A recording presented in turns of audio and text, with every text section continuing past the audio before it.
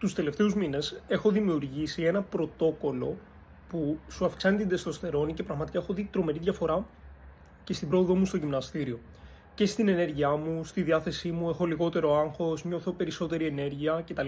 Νούμερο 1. Παίρνω 4.000 UI από βιταμίνη D3 και παράλληλα με τη βιταμίνη D3 κάθομαι για 10 με 15 λεπτά στον ήλιο όσο διαβάζω ένα βιβλίο. Νούμερο 2. Τρώω 3 με 5 αυγά κάθε μέρα παράλληλα με μισό λίτρο φυσικό χυμό ρόδι. Νούμερο 3 και το πιο περίεργο είναι ότι αναπνέω βαθιά μέχρι να νιώσω να γαργαλιούνται εντός εισαγωγικών οι μύτες των ποδιών μου.